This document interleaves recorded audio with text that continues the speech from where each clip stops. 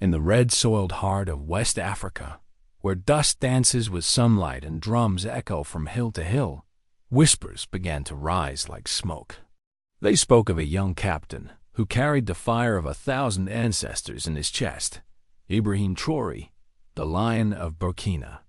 Some said he was born beneath an eclipse, others that he had been chosen by the spirits of the fallen to finish what the old revolutions began at first.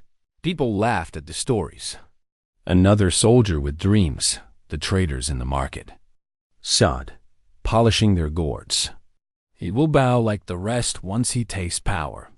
But the old griots shook their heads. This one, they murmured, walks differently. His eyes see far, beyond the borders drawn by strangers. The burden of the young lion Traore was young, barely 35. Yet he carried a nation scarred by hunger, debt, and foreign meddling. His people toiled in fields rich with gold and cotton, yet lived poor. Their children learned from books written in languages that did not sing their stories. And each year, their leaders knelt before the same distant powers, asking for loans. That chained them tighter.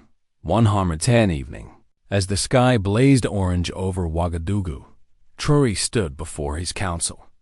"My fathers fought with spears," he said, his voice steady as the desert wind. "I will fight with knowledge, courage, and unity. They took our gold, our soil, and now our voice. But we will speak again in our own tongue." The ministers looked uneasy. Some had grown comfortable in soft seats funded by foreign aid. Others feared the unknown. "Captain," one whispered, "the world runs on the dollar. You cannot fight the river that feeds the land." Traoré smiled faintly. "Then we will dig our own wells." The gathering storm word of his defiance crossed borders faster than the rains. In Dakar, Abidjan, and Accra, journalists debated his speeches. Western envoys arrived in dark cars with polite smiles and heavier threats. They spoke of partnerships and stability, but their eyes betrayed unease. For generations, the fate of African nations had been calculated in foreign capitals, and now one stubborn soldier was rewriting the script at night. In the quiet of his office, Traoré studied maps and treaties.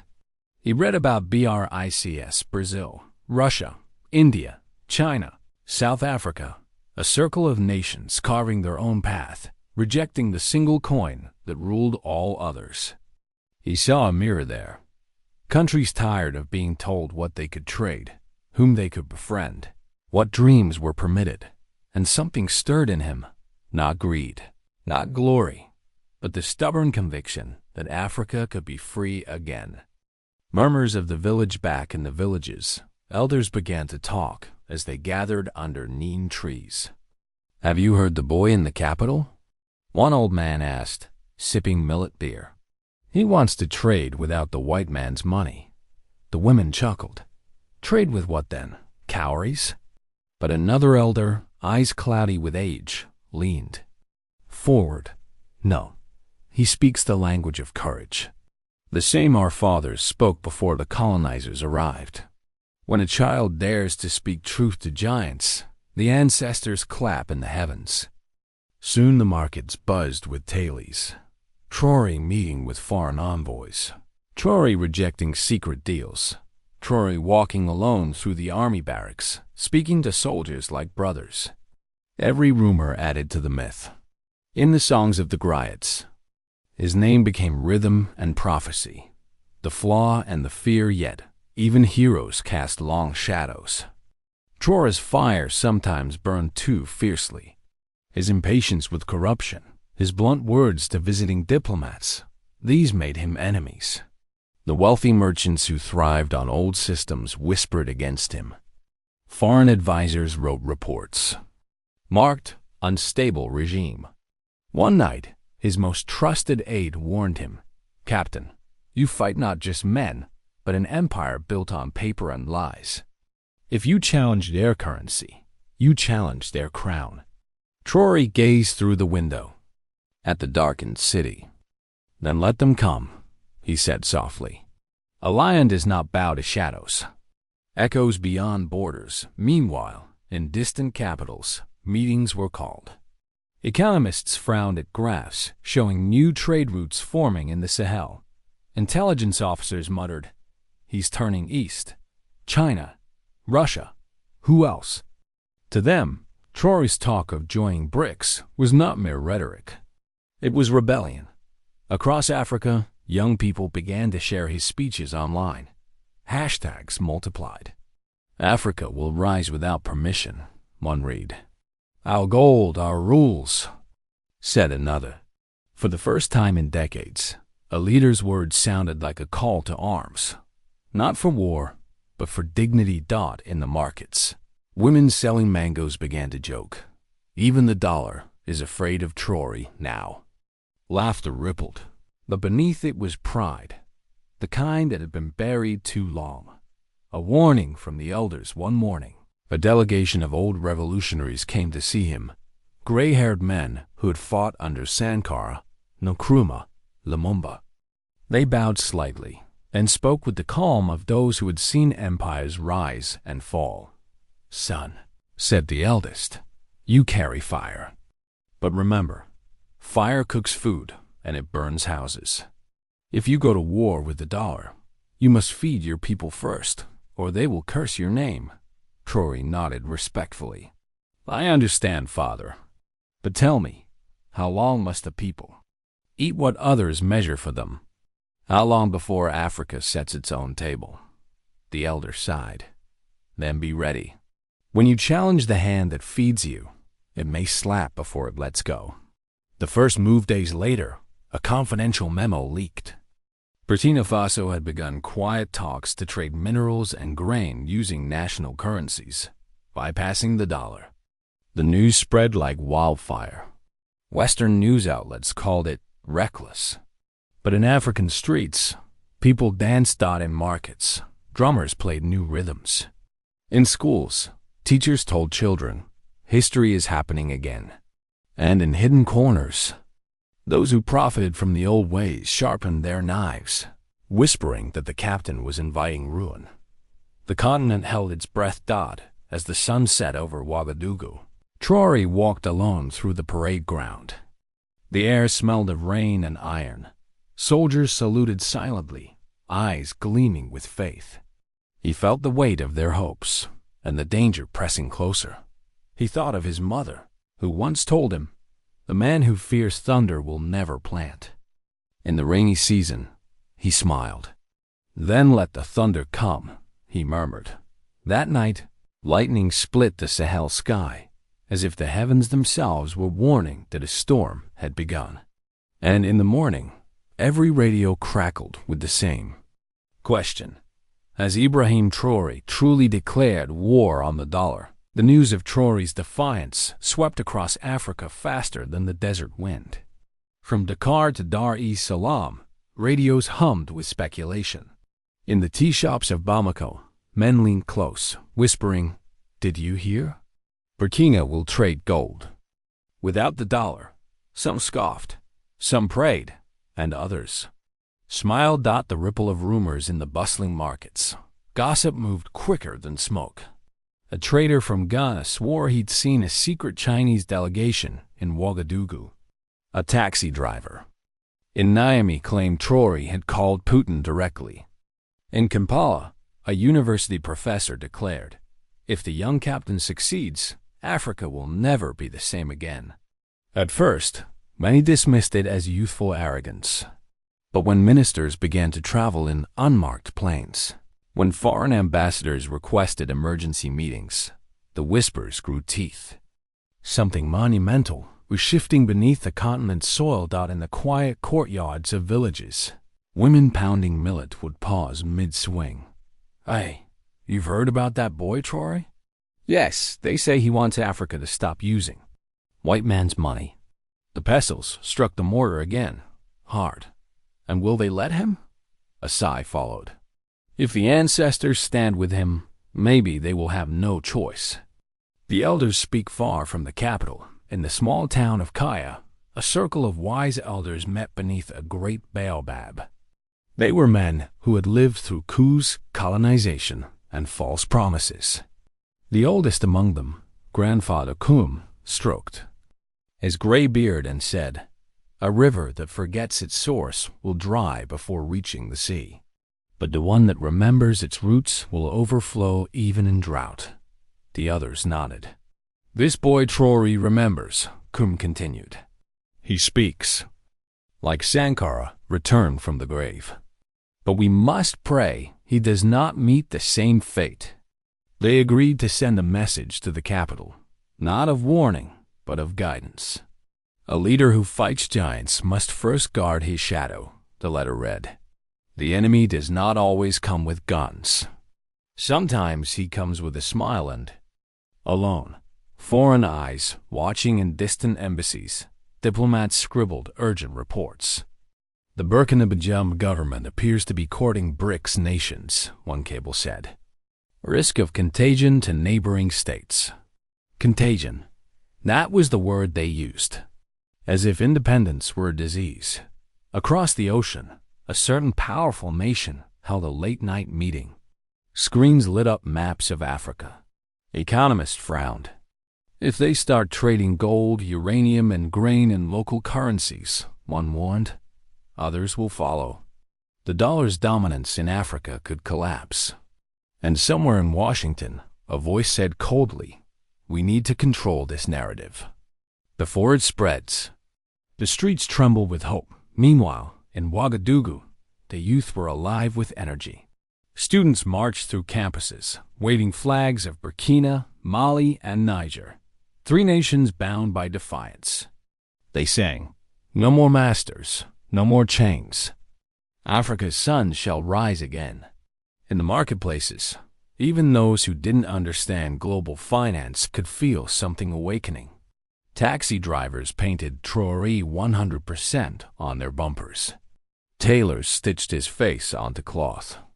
Old griots sang new songs about the man who stood before the storm. Yet not all were pleased. Some merchants, whose wealth depended on imported goods and Western banks, grumbled in fear. "He will bring sanctions," they muttered. "Our shelves will go empty. Our businesses will die." At night, they gathered in quiet bars and plotted ways to turn the people against him. One sneered, "The people cheer him now, but wait until the bread runs short. Then they will curse his name." The meeting at the People's Square sensing both support and danger. Traore called for an open gathering at Place de la Revolution. The sun burned fierce that afternoon. Thousands came. Farmers, students, soldiers, mothers with children on their backs. Drummers beat slow and steady as the crowd grew. Traore climbed the stage wearing a plain brown uniform and no decorations. "My brothers and sisters," he began, "you have heard many things. That I want war with the West. That I seek riches. That I'm mad." The crowd murmured. He raised a hand. "But what I seek is simple. Freedom. True freedom, not the kind signed in foreign ink. If we trade our gold for their paper, what do we truly own? Nothing but the illusion of wealth." A voice shouted, "Tell them, Captain." Another yelled, "We are ready." Traore's voice rose, steady as a drumbeat. "Africa will not rise by begging. We must build our own house, even if the roof leaks at first. For a leaking roof is better than sleeping under another man's." The square erupted in cheers. Even the elders in the front row nodded solemnly. The divide grows, but behind the applause, invisible cracks widened. Foreign advisors began to resign quietly. Bankers whispered about frozen accounts. Fuel prices ticked upward, not by accident, but by manipulation. Soon, traders struggled to import goods. Lines grew longer at gas stations. The same media that once ignored Burkina Faso began running stories. Economic chaos in the Sahel. Traore's gamble backfires. In the markets, the mood shifted. "Mama Aisha, have you seen the price of rice? Hey, it's the captain's rebellion, they say. The dollar men are punishing us. And will he stop?" She shook her head. You cannot stop thunder. Halfway through the storm, still, some refused to give in. A group of youth painted murals of Sankara and Traore side by side. Beneath the words, "A lion does not turn back because the hyenas are loud." The shadow meeting that same week in a dimly lit house near the capital's outskirts, men in suits gathered around a wooden table. "We must remove him," one said. "Carefully," another added. "He has the army and the people. We must make him fall from within, through hunger, doubt, and rumor." Outside, a dog barked. A soldier on night patrol glanced toward the sound, and for a moment thought he saw the glint of a foreign watch under the moonlight. The Council of Elders summons the lion as tension thickened. The Council of Elders, those guardians of Burkina's moral soul, sent word to the palace. "Come, Ibrahim. The people are divided. The earth shakes under your steps. We must talk." When the young leader arrived, the hall was silent except for the flicker of lanterns. The elders sat in a circle, their canes resting like roots in the dust. The oldest spoke. "My son, when a man walks through fire, he must remember the path back to water. The world watches you, some with love, many with knives. What will you do if the storm you've called now turns on your people?" Traore bowed his head. "Father, the storm was not my doing. It was theirs. I only stopped pretending it was rain." A long silence followed. Then the elder sighed. "Then you must be ready for lightning, for it strikes not the guilty alone." The clouds above Ouagadougou turned black that morning, heavy as fate itself. The air carried a strange stillness, the kind that arrives before great change. Birds vanished from the skies, and the streets murmured with unease. Everywhere, people whispered that the Council of Nations had summoned Ibrahim Traoré. Not the elders of one village, but representatives from far and wide. Ministers from Mali, Niger, Chad, even distant Ethiopia. And sitting in the shadows, envoys from the world's great powers, their eyes cold as polished steel. The summons. Letter had come at dawn, sealed in crimson wax. By the will of the Sahel Alliance and the African elders, you are invited to stand before the council to answer for your rebellion against the world order. Traore read it silently, then folded it with calm hands. "They call it rebellion," he said to his aide. "But what is rebellion to those already enslaved?" His aide bowed. "Shall I prepare your guards, Captain?" Traore shook his head. "No guards. Only truth walks with me today." The assembly at Kadougou midday. The old amphitheater of Kadougou overflowed. Drums beat a slow warning rhythm as the crowd gathered. Elders, soldiers, students, farmers, and foreigners in press suits. At the center, beneath a vast tree whose roots twisted like history itself, sat the High Council. Grand Elder Koum, staff of carved ebony in hand, rose first. His voice trembled, yet carried far. "We meet because thunder shakes the land. A young leader has challenged the river that feeds us all. Some say he brings light. Others fear he brings drought. Let him speak, and let the ancestors judge." Traore stepped forward. The wind tugged at his uniform, and his gaze was steady. "I stand not as a rebel," he said, "but as a son of Africa who has grown tired of eating borrowed bread. They call me defiant because I refuse to kneel. Yet, every coin we trade carries the face of our oppressor. Tell me, elders, how long must a free people rent their own dignity?" A murmur rippled through the crowd. Some clapped softly. Others looked down, afraid. The voices of caution a minister from a neighboring state rose. "Captain, your courage is not in question," he began carefully.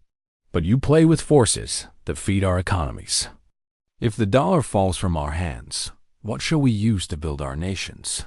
Traore's answer was calm. "We will build with our own hands, even if our palms bleed. The blood of builders is nobler than the comfort of beggars." Then a Western envoy stood, pale and smiling. "Young man," he said, "idealism is a fine thing, but trade is not poetry. The world runs on trust, and your so-called rebellion shakes that trust. You risk isolating your nation." Traore turned his head slowly. "We were isolated the day you drew your borders across our land. The only thing we risk losing is your permission, and we no longer need it." The hall erupted. Half cheers, half outraged. The trial of truth. Grand Elder Coombe struck his staff 3 times. "Thum! Thum! Silence! The boy speaks as one who has tasted injustice. But courage alone does not feed the child nor cool the forge. Tell us, Ibrahim Traoré, what proof do you bring that Africa can stand without the dollar's crutch?" Traore beckoned to a soldier, who carried forward a small chest of polished wood. He opened it before the council. Inside lay several gleaming ingots, pure Burkina gold. "This," he said, "is the voice of our soil. It speaks louder than any foreign note. With it, we shall trade fairly. Gold for grain, copper for medicine, friendship for respect. Let the world choose whether to listen." A young woman from the crowd, a student, stood suddenly. "And what of the people, Captain? We suffer already. Prices rise, shelves empty. Will your dream fill our stomachs?" Traore met her. "Days. Sister, freedom is like planting millet. The first season is hunger, but the next is harvest. Our children will eat well if we dare to sow." The crowd murmured approval. Even the student bowed her head. The tempest breaks outside. Thunder cracked, a single roar that seemed to shake the earth. Dust swirled into the amphitheater, dimming the light. The elders took it as an omen. Some whispered that the ancestors were listening, others that they were angry. Suddenly, a messenger ran in, breathless. "News from the capital," he shouted. "Foreign banks have frozen our accounts. Ships refuse our goods." Fuel convoys turned back at the border. Gasps filled the hall. The envoy from the west folded his arms. "You see," he said softly, "this is the cost of your pride." But before Traore could reply, a roar rose from outside. The people had heard the news. Thousands chanted his name, fists raised. The sound was thunder answering thunder. "Ibrahim Traoré, Africa is not for sale." Grand Elder Coombe lifted his hand for silence once more. "Child," he said gravely, "you have stirred the spirits of the land and the wrath of the world. What will you do now?" Traore's voice cut through the storm. "I will do what every farmer does when the rains delay. I will plant anyway, for if we fear the sky, we will never harvest freedom." The decision the council withdrew to deliberate.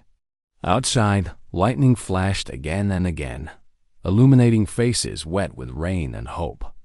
Some prayed for compromise, others for victory. Within the chamber, arguments flared like sparks. At last, the elders returned. Grand Elder Coombe spoke slowly, his eyes on the restless crowd. "We cannot stop the storm, nor should we. Let it test the strength of our roots. We, the council, declare support for Burkina Faso's sovereign trade with any partner that honors Africa's dignity. But, Ibrahim Traoré, know this. The path you have chosen will not end in comfort. It will end in legend or ruin." Traoré bowed. "Then let it end where it must. But it will end with our heads high." The crowd exploded in cheers and song. Drums thundered. Elders wept openly. Yet above the celebration, dark clouds still boiled on the horizon. For every cheer in Africa, there was a whisper of anger abroad. The omen of the raven as night fell. A raven landed on the branch above the council tree and let out 3 sharp cries before flying north. The old griot saw it and whispered, "The ancestors send warning. Triumph draws envy." Inside his quarters that night, Traoré sat alone. On his desk lay 2 letters, one from a BRICS envoy, inviting talks in Addis Ababa, another from a Foreign ambassador, marked urgent. Between them burned a candle that flickered like his future. He looked out into the darkness and murmured, "If my people are to pay the price of freedom, then let me be the coin." The candle guttered and thunder rolled once more. The rains came early that year. The Sahel turned green again, but the hearts of the people were heavy. Sanctions bit deep like dry season hunger. Markets grew silent. Merchants stared at empty stalls. Families rationed grain. The laughter that once filled the streets of Ouagadougou now echoed only in memory. And yet amid the struggle, no one could forget the spark that had been lit. Everywhere, posters of Ibrahim Traoré still clung to walls, edges torn by wind but colors bright. He had become a symbol, not of comfort, but of courage. The storm within inside the presidential compound. The young captain paced before a flickering lamp. Reports lay scattered across his desk: fuel shortages, closed borders, whispered plots. His ministers argued among themselves. "Captain," one said, voice shaking, "our people suffer. Reconsider the dollar trade. The world will forgive you if you bow now." Another slammed his fist. "Well, we are already standing taller than we have in generations. Would you sell that for cheaper rice?" Traore said nothing. He listened, his jaw tight. Outside, thunder rolled again, softer now, like a warning fading into memory. Finally, he spoke. "A man who abandons his journey because of thirst will die a stranger at every river he meets." They fell silent. He walked to the window and watched the rain blur the city lights. "Our enemies do not fight us with guns," he continued. "They fight us with hunger and doubt, but hunger passes. Dignity does not." The people's test days turned into weeks. Lines at fuel stations stretched for miles. The international press declared Burkina Faso on the brink. Yet something unexpected began to happen. Farmers organized to share harvests. Women's cooperatives exchanged food between villages. Soldiers delivered grain to schools instead of guarding banks. One morning, old grandmother Neen, a market woman known for her sharp tongue, stood in the empty market square and began to clap slowly. "Let them say we are poor," she cried, "but we feed each other. That is wealth the West cannot sanction." The crowd joined her applause, laughter breaking through despair like sunshine through clouds. In the countryside, young engineers built small machines to grind millet without imported fuel. Mechanics converted trucks to run on bio-oil. Across radio stations, griots sang, "When they closed the gates, we built our own doors." Hope, fragile but real, began to take root again. The return of the envoys then, one dry morning, black cars returned to the capital. The same envoys who had mocked Traore months before now came bearing offers of dialogue. Their smiles were wide, their eyes colder than before. In the council hall, their leader, a tall man with a silver pen, spoke first. "Captain Traore, your resistance has drawn attention. But surely you see the suffering it causes. Join our new aid program. The sanctions will end tomorrow." Traore folded his hands. "And the price?" The envoy's smile widened, a small one. "Resume trade in dollars, pledge support for our global reforms, and open your markets to our investors. You'll be hailed as pragmatic, a hero who chose reason over pride." The room fell silent. The offer hung in the air like the scent of rain before lightning. Traore leaned forward. His voice was calm, almost gentle. "You offer me peace without dignity. I offer my people dignity even in war. Between the two, I choose the harder road." The envoy's face hardened. "Then may your nation learn the cost of stubbornness." Traore stood. "We already know it. We have paid it for centuries." He turned his back as the envoys stormed out, their polished shoes splashing through the red Sahel mud. The dawn of the pact. Weeks later, news broke like dawn over the horizon. Burkina Faso, Mali, and Niger had signed a Sahel Economic Pact, a bold agreement to trade gold, oil, and food in their own currencies, backed by reserves of real resources instead of foreign debt. The press called it madness. The people called it freedom. In Addis Ababa, BRICS representatives watched with quiet interest. Within months, new trade routes opened: grain from Russia, machinery from India, medicine from Brazil. The dollar no longer ruled their markets. It merely lingered like an old ghost. Grand Elder Koum, frail but smiling, sent a final letter to Traore. The river that remembered its source has reached the sea. The storm you summoned has fed the land. Traore wept when he read it. The betrayal and the faith, but peace was never perfect. Inside his own ranks, ambition simmered. One night, whispers of a coup filled the corridors. A faction within the army, funded by foreign hands, planned to strike before dawn. When Traore heard, he did not flee. He called his loyal soldiers and walked into the courtyard as the traitors approached, their boots echoing on wet stone. Rain began to fall again, soft and relentless. "Brothers," he said, "if you must shoot, shoot. But know this: every bullet fired at me today will echo in the hearts of 1,000,000 Africans who believe they can stand tall." The young officer leading the coup hesitated. The rain streaked his face. No one could tell if it was water or tears. He lowered his rifle. One by one, the others followed. That night, thunder rolled far to the north, but it brought no death, only renewal. The lesson months later, when the sanctions finally lifted and trade resumed under new terms, the world looked upon Burkina Faso with reluctant respect. The nation had survived scarred, but unbroken. In schools, children studied not only French kings, but also African heroes. In markets, traders spoke of our currency, not their exchange rate. And in the hearts of the people, a quiet pride settled like morning dew. On the anniversary of the rebellion, Traore stood once more before the crowd at Place de la Revolution. The drums beat softly. He looked over his people's faces proud, weary, alive. "They said we were too small to change the world," he began. "But the baobab starts as a seed no bigger than a pebble, and yet it grows so wide that even kings rest beneath its shade." He raised his fist. "Africa will not ask for a seat at any table. We will build our own and invite the world to dine with respect." The crowd erupted in song. Old and young danced together. Griots sang verses that would live for generations.